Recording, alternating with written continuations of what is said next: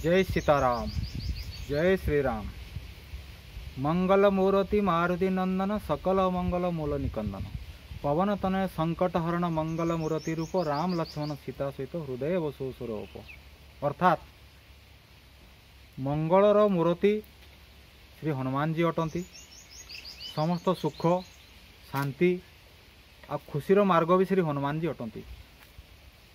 यदि जीवन में आपन सुख पाइबा चाहते, किसी खुशी पाइबा चाहते, किसी भल काम करने चाहते, निज जीवन को सुंदर रूपे गढ़िया चाहते, जीवन समस्त संकटरू निजक उद्धार करने चाहते, ताले सही मंगल मूर्ति श्री हनुमान शरणागत हूँ। कारण वर्तमान समय रे ए घर कलिकालर समय रे समस्त विपदरू सुख देला वाला हेले, शांति देला वाला हेले, खुशी देला वाला हेले से रामदूत हनुमान। जय सीताराम। ना कौन पवन तनय बल पवन समान। अर्थात रामदूत श्री हनुमान जी बल पवन सहित समान। से कौन भी काम करती बा भक्त को जो विपद पड़ार से देखती, जो भक्त विपद पड़ी प्रभु श्री भक्तराज को स्मरण करती, सेतेबेले से कौन करती ना पवन तुल्य से भक्त पाखे जाई पहुँची जाती। समस्त विकट समस्त संकट उद्धार कला वाला हेले से वायुपुत्र हनुमान। समस्त सिद्धि प्रदान कला वाला हेले से वायुपुत्र हनुमान। ना कली जुगरे प्रत्यक्ष देवता हेले श्री हनुमान जी। तेणु आपण मैंने केबे जदि कौन सी हनुमान जी को मंदिर को पूजा करने जाऊँगी, सेठी कौन देखी था आम मैंने ना हनुमान जी को जो विग्रह थाए से विग्रहटी लाल देखा मिले। तांको मुहरु मुंडरू गड़ पर्यंत तांको शरीरटी लाल देखा मिलता है। लाल देह लाल लसी अर्धारी लाल लंगुर वज्र देह दानवदन जय जय जय कपिशुर संकट मोचन श्री हनुमान की जय। जय सीताराम। तेबे ये जो हनुमान को शरीरटी लाल कहीं है तो अलग किसी गोटे रंग ही पारता। से जो वस्त्र को परिधान करती से कहीं से नाली वस्त्र को परिधान करती। हनुमान जी को कहीं नाली वस्त्र प्रदान करा जाए। आम जो जप व आराधना करी कहीं नाली के कमलासन बसी हनुमान जी को पूजा करी। हनुमान जी को कहीं नाली फूल अधिक पसंद होता है, कहीं से नाली पुष्प को अधिक आग्रह करते। हनुमान जी को प्रत्येक जिनस लाल रंग में भरपूर्ण हो रही। वस्त्र कथा कहतु, शरीर कथा कहतु, जो पूजा रे जो फूल लगे से कथा कहतु, किसी भी कथा कहतु ना बहुत जगह देखा जाए जे हनुमान जी को प्रत्येक जिन लाल। तेणु कहीं लाल है यार गोटे बहुत सुंदर कहानी रही। जे हनुमान जी को मंगलवार दिन जब आम सिंदूर चढ़ाऊँ लगाऊँ ताले कहीं लगा जाए और कौ प्रकार से उपकार हमको मिलता है, आसतु से विषय किसी जानिबा। जय सीताराम। तेणु आपण मैंने जो हनुमान मंदिर को जाऊँगी बा हनुमान को निजर आराध्य देव रूपे ग्रहण कर सारी ताले आपण को मुहर गोटे ही जिनस सभा पाइब। आपन केबे भी क्या सहित कथा होचंती ना आपन जय सीताराम को संबोधन करंतु। आम जो फोन रे कथबार्ता कहे हालो कहे आपन हालो जगह भगवान का नाम को ग्रहण करंतु। आपन क्या सहित भी कथा होचंती प्रभु को नाम को जोड़ी दिंतु। आपन क्या प्रणाम करुँच प्रणाम न कही सीताराम कहतु। देखिए आपण को मनरे बहु परिमाण भक्ति भाव आसब। प्रभु को नाम को नले बहुत शांति मिले, बहुत आनंद मिले, बहुत सुख मिले, बहुत खुशी भी मिले आज्ञा। तेणु जो लोक राम नाम को नहीं बा मुखरे राम नाम को जे नहीं से ही वास्तव जानती जे राम नाम महिमा कौन। राम नाम को नेले केते सुख मिले, केते शांति मिले, केते खुशी मिले। तेणु आसतु जानिबा जे प्रत्येक लोक कहीं मंगलवार दिन हनुमान को मंदिर को जाई आउ हनुमान मंदिर रे प्रभु को कहीं नाली सिंदूर दे था। थरे कौन है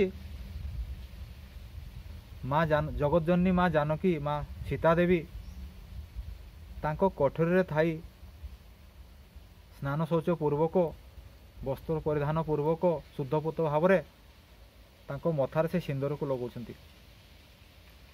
ଏହି କଥାଟି ବାୟୁପୁତ୍ର ହନୁମାନ ବା ଭକ୍ତରାଜ ହନୁମାନ ବହୁତ ଦୂରରେ ଥାଇ ସେ ଦେଖିଦେଇଛନ୍ତି। ଏବଂ ପ୍ରଭୁଙ୍କୁ ସହଜରେ ତ ହନୁମାନ ହେଲେ ବାନର ଜାତି, ତାଙ୍କର ପ୍ରକୃତି ହେଲା ସ୍ୱଭାବ ହେଲା ଚଞ୍ଚଳ ପ୍ରକୃତି। ସେ ଜାଣିପାରିଲେ ନାହିଁ ଯେ ମା କାହିଁକି ମଥାରେ ସିନ୍ଦୁର ଲଗାଉଛନ୍ତି। ତେଣୁ ସେ କ'ଣ କଲେ, ଯେତେବେଳେ ମା ସିନ୍ଥିରେ ବା ମଥାରେ ସିନ୍ଦୁର ସେ ବାହାରକୁ ଆସୁଛନ୍ତି, ସେ ମାଆଙ୍କୁ ପ୍ରଣିପାତ କରି କହୁଛନ୍ତି, ମା ମୋ ପ୍ରଣାମକୁ ସ୍ୱୀକାର କରନ୍ତୁ। ମୁଁ କିଛି ଆଜି ଆପଣଙ୍କୁ ପଚାରିବା ପାଇଁ ଚାହୁଁଛି। ମା କହିଲେ, ପଚାର, କ'ଣ ପଚାରିବାକୁ ଚାହୁଁଛ? ହନୁମାନ ଟିକେ ହସିଦେଲେ ଏବଂ ଚୁପ୍ ହେଇକି ପଚାରିଲେ। ଚୁପ୍ ହେଇକି ସେ କହିଲେ, ମା ମୁଁ ଛୋଟ ଜିନିଷଟେ ଜାଣିବାକୁ ଚାହୁଁଛି ଯେ ଆପଣ କାହିଁକି ଦୈନନ୍ଦିନ ସ୍ନାନ ପରେ ଶୁଦ୍ଧପୂତ ଭାବରେ ସିନ୍ଥାରେ ସିନ୍ଦୁରକୁ ଲଗାଉଛନ୍ତି? ଏହାର କାରଣ ମୁଁ ଜାଣିନି, ମୁଁ ଜାଣିବା ପାଇଁ ଚେଷ୍ଟା କରୁଛି। ଜୟ ସୀତାରାମ। ସେତେବେଳେ କ'ଣ ହେଇଛି, ମା ଜାନକୀ ଟିକେ ହସି ଦେଇ କହିଲେ, ପୁଅ ହନୁମାନ, ପୁଅ ବାୟୁପୁତ୍ର ହନୁମାନ, ମୁଁ ଯେଉଁ ସିନ୍ଦୁରଟି ଲଗାଉଛି ଏଇଟା ମୋ ସ୍ୱାମୀଙ୍କ ପାଇଁ ଲଗାଉଛି, ମୋ ପ୍ରଭୁଙ୍କ ପାଇଁ ମୁଁ ଲଗାଉଛି। ପ୍ରତ୍ୟେକ ହିନ୍ଦୁ ନର ନାରୀମାନେ କ'ଣ କରନ୍ତି, ନିଜର ସ୍ୱାମୀର ଆୟୁ ବୃଦ୍ଧି ନିମନ୍ତେ, ସ୍ୱାମୀର ସୁସ୍ଥ କାମନା ନିମନ୍ତେ, ସ୍ୱାମୀର ଦୀର୍ଘାୟୁ ନିମନ୍ତେ ପ୍ରତ୍ୟେକ ନାରୀମାନେ କ'ଣ ମଥାରେ ସେ ସିନ୍ଦୁରକୁ ଲଗାଇଥାନ୍ତି। ମୁଁ ଠିକ୍ ସେହିପରି ମୋ ସ୍ୱାମୀଙ୍କର ଆୟୁ ନିମନ୍ତେ, ଆୟୁ ଦୀର୍ଘାୟୁ ନିମନ୍ତେ, ସୁସ୍ଥ ସବଳ ଜୀବନଯାପନ ନିମନ୍ତେ, ତାଙ୍କର ସୁଖ ଶାନ୍ତି ନିମନ୍ତେ ସିନ୍ଦୁରକୁ ଲଗାଉଛି। ବାସ୍ ଏତିକି ହିଁ ଯଥେଷ୍ଟ। ତାପରେ ହନୁମାନ କ'ଣ କଲେ, ଦେଖିଲେ ଗୋଟେ ଜାଗାରେ ସିନ୍ଦୁର ଅଛି, ସେ ସିନ୍ଦୁରକୁ ନେଇ ଆସିଲେ। ସେ ସିନ୍ଦୁରକୁ ଗୋଟେ ତାଟିଆରେ ଦେଇ ସେଠି କିଛି ତେଲ ଲଗାଇ ତାକୁ ଫେଣ୍ଟିଦେଲେ ଏବଂ ସର୍ବାଙ୍ଗ ଶରୀରରେ ସେ ଲଗାଇଦେଲେ। ମାନେ ଗୋଡ଼ରୁ ମୁଣ୍ଡ ପର୍ଯ୍ୟନ୍ତ ସବୁ ଜାଗାରେ ହିଁ ଲଗାଇଲେ। ଲଗାଇ ସାରିଲା ପରେ ସମସ୍ତେ, ଭଗବାନ ରାମଚନ୍ଦ୍ର ବସିଛନ୍ତି, ମା ଜାନକୀ ବସିଛନ୍ତି, ଅନ୍ୟାନ୍ୟ ଭାଇମାନେ ସବୁ ବସିଛନ୍ତି, ସେବକ ସେବିକାମାନେ ବସିଛନ୍ତି ରାଜସଭାରେ। ହନୁମାନ କ'ଣ କଲେ ନା ସେ ସିନ୍ଦୁରକୁ ଲଗାଇ ସେ ରାଜସଭାକୁ ଗଲେ। ଯେତେବେଳେ ସେ ରାଜସଭାକୁ ଗଲେ, ତାଙ୍କ ଅଷ୍ଟାଙ୍ଗ ଶରୀର ନାଲି ହେଇଯାଇଛି, ସେ ପିନ୍ଧିଥିବା ବସ୍ତ୍ର ବି ଲାଲି ହେଇଯାଇଛି, ତାଙ୍କ ବାଳ ବା ଚୁଟି ବି ଲାଲି ହେଇଯାଇଛି। ଅଷ୍ଟାଙ୍ଗ ଶରୀରରେ ସେ ନାଲି ସିନ୍ଦୁରକୁ ଲଗାଇ ଦେଇଛନ୍ତି। ସମସ୍ତେ ହୋ ହାଇ ହସିବାକୁ ଆରମ୍ଭ କଲେ। ହନୁମାନ ଦେଖି ହସିଲେ। କିଏ କହିଲେ ଏ ପାଗଳଟା, କିଏ କହିଲେ ଏ ମୂର୍ଖଟା, କିଏ କହିଲେ ଆଉ କ'ଣ, ଏମିତି ବିଭିନ୍ନ ପ୍ରକାର ତାଙ୍କୁ ଅଟହାସ୍ୟ କଲେ। ହନୁମାନ ଚୁପ୍ ହେଇକି ଥାନ୍ତି। ସମସ୍ତେ ହସିବାକୁ ଲାଗିଲେ। ପ୍ରଭୁ ରାମଙ୍କୁ ଛାଡ଼ିଦେଲେ, ମା ଜାନକୀକୁ ଛାଡ଼ିଦେଲେ, ପ୍ରାୟ ସମସ୍ତେ ହସିବାକୁ ଲାଗିଲେ। ହନୁମାନ ଚୁପ୍ ଥାନ୍ତି।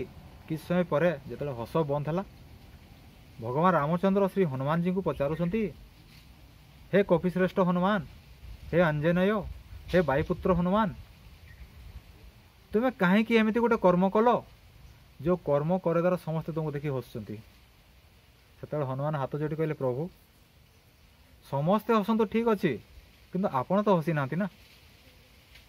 ଭଗବାନ ରାମଚନ୍ଦ୍ର ଟିକେ ଚୁପ୍ ହେଇକି ଚିନ୍ତା କଲେ। କହିଲେ, ନା ମୁଁ ତ ହସିନି। ବାସ୍ ଏତିକି ହିଁ ଯଥେଷ୍ଟ ମୋ ପାଇଁ। ଦୁନିଆରେ ମୋତେ ସମସ୍ତେ ପରିହାସ କରନ୍ତୁ ଠିକ୍ ଅଛି, ଖାଲି ଆପଣ ମୋତେ ଆଉ ମା ମୋତେ ପରିହାସ ନ କରନ୍ତୁ। ଏତିକି କରନ୍ତୁ, ଏତିକି କରୁଣା ମୋ ପାଇଁ ଯଥେଷ୍ଟ। କାରଣ ଆପଣ ମାଙ୍କର ଆଶୀର୍ବାଦ ଯେତେ ପର୍ଯ୍ୟନ୍ତ ମୋ ଉପରେ ଅଛି, ଆଉ କାହାରି କରୁଣା ବା ସାହାଯ୍ୟର ଆବଶ୍ୟକ ମୋତେ ଦରକାର ନାହିଁ। ଶେଷରେ ଭଗବାନ ରାମଚନ୍ଦ୍ର ଅତ୍ୟନ୍ତ କୌତୂହଳ ହୋଇ ବାୟୁପୁତ୍ର ଶ୍ରୀ ହନୁମାନଜୀଙ୍କୁ ପଚାରିଲେ, ହେ ବାୟୁପୁତ୍ର ହନୁମାନ, ତାହେଲେ ତୁମ ମୁହଁରୁ ଆମେ ଶୁଣିବା ପାଇଁ ଚାହୁଁଛୁ ଯେ ତୁମେ କେଉଁଥିପାଇଁ ସମଗ୍ର ଶରୀରକୁ ନାଲି ସିନ୍ଦୁରରେ ଗୋଳି ହେଇଛ? ସଙ୍କଟମୋଚନ ଶ୍ରୀ ହନୁମାନ ପ୍ରଭୁଙ୍କୁ ହାତ ଯୋଡ଼ି ପ୍ରଣିପାତ କରି କହିଲେ, ପ୍ରଭୁ କ୍ଷମା କରିବେ, ମୁଁ ତ ବାନର ଜନିରେ ଜନ୍ମ ହୋଇଛି, ମୋର ଆତ୍ମଜ୍ଞାନ ନାହିଁ, ତତ୍ତ୍ୱଜ୍ଞାନ ନାହିଁ, ବ୍ରହ୍ମଜ୍ଞାନ ନାହିଁ, ବ୍ରହ୍ମାଣ୍ଡ ଜ୍ଞାନ, ମୋର କୌଣସି ପ୍ରକାର ଜ୍ଞାନ ନାହିଁ, ନା ପୁରାଣଗତୀୟ ଜ୍ଞାନ ବି ମୋର ନାହିଁ, ମୋର କିଛି ଜ୍ଞାନ ନାହିଁ, ମୁଁ ଅଜ୍ଞାନଟେ, ମୁଁ ଆପଣ ଛୋଟ ସେବକଟେ, ତଥାପି ମୁଁ ଗୋଟେ କର୍ମ କରି ବସିଛି। ନା କ'ଣ କର୍ମ? ଯେତେବେଳେ ମୁଁ ଦେଖିଲି ମା ପ୍ରତ୍ୟେକ ଦିନ ସ୍ନାନ ଶୌଚ ପୂର୍ବକ ଗାଧେଇ ସାରି ତାଙ୍କ ମଥାରେ ସେ ସିନ୍ଦୁର ଲଗାଉଛନ୍ତି, ମୁଁ ବହୁତ ଦିନ ଦେଖିଲା ପରେ ଦିନେ ମାଆଙ୍କୁ ପଚାରିଲି, ମା ତୁମେ କେଉଁଥିପାଇଁ ସିନ୍ଦୁର ଲଗାଉଛ? ସେତେବେଳେ ମା ଟିକେ ହସି ଦେଇ କହିଲେ ଯେ ସିନ୍ଦୁର ଟିକକ ଲଗାଇବା ଦ୍ୱାରା ମୋ ପ୍ରଭୁଙ୍କ, ମୋ ସ୍ୱାମୀଙ୍କର ଆୟୁ ବୃଦ୍ଧି ହୋଇଥାଏ। ମୁଁ ସେଇଠୁ ବୁଝିଗଲି ସେ सेठू मु जानीगली जदि माँ छोट टिके सिंदूर लगेवा द्वारा आपनकर आयुष एते बढ़ीज आपन एते दीर्घायु हेबे आपन एते सुंदर जीवन यापन करेंगे ताले मु चिंता कली मोर तो सर्वस्व हेले आपण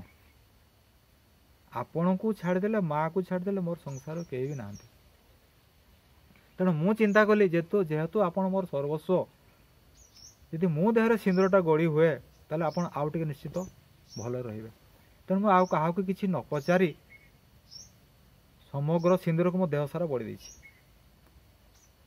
राम आश्चर्य हो गले सभार थिबा अन्य माने भी आश्चर्य हो गले राम चिंता कले प्रकृत रे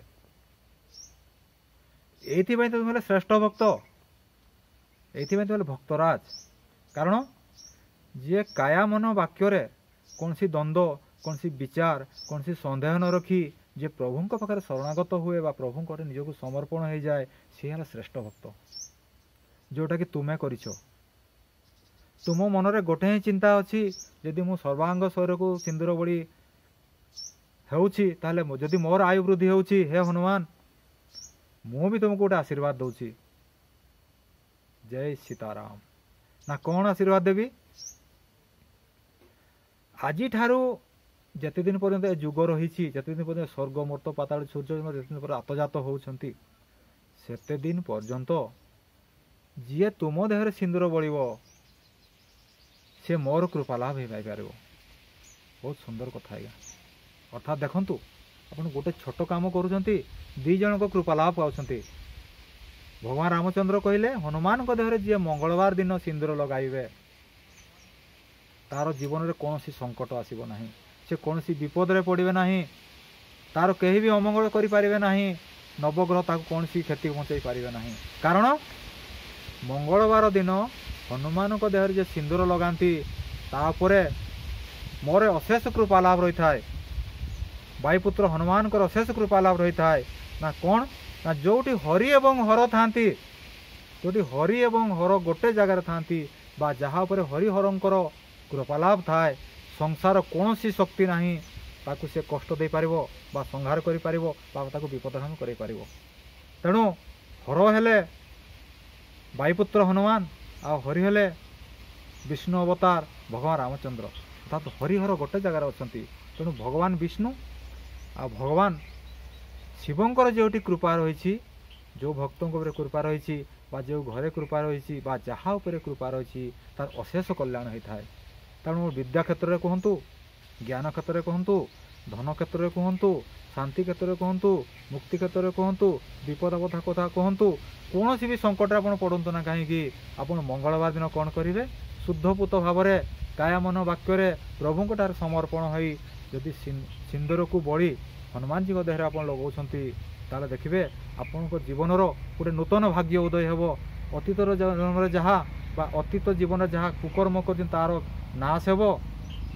शत्रु माने पराजित हेबे समस्त अमंगल काम मंगल रे परिणत हेबो जहाँ भी आपन जीवन रे गोटे अभिष्ट रखिथिबे अभिष्ट निश्चित गोटे पूर्णांगता आसीबो तेणु से दिन ठारू आज पर्यंत भगवान रामचंद्र जो हनुमान को आशीर्वाद देले जे मंगलवार दिन जी तुम देहरे सिंदूर लगेबो सर्वप्रथमे मो आशीर्वाद से भक्त उपरे पड़ो एवं परे वायुपुत्र हनुमान कृपा से भक्त उपरे पड़ो जय सीताराम तेणु कौन करेंगे यदि आपण जीवन से कौन सी संकट पड़े बा आपण कौन सी विपदर सम्मुखीन होती आपण जीवन में किसी जदि इच्छा बा अभिलाष अपूर्ण होगी रोचंती ताले आपण कौन करेंगे ना कौन सी गोटे हनुमान मंदिर को जातु शुद्ध पुत्र भाव शुद्ध वस्त्र को परिधान करिकी काया मन वाक्य निजक प्रभु पाखे समर्पण करी भगवान वाद्य पूर्वक प्रभु को समर्पण कर द्वारा आप सिंदूर लगाउछंती ताले आपण को जीवनर समस्त प्रकार मंगल साधन हो पार आपण उभय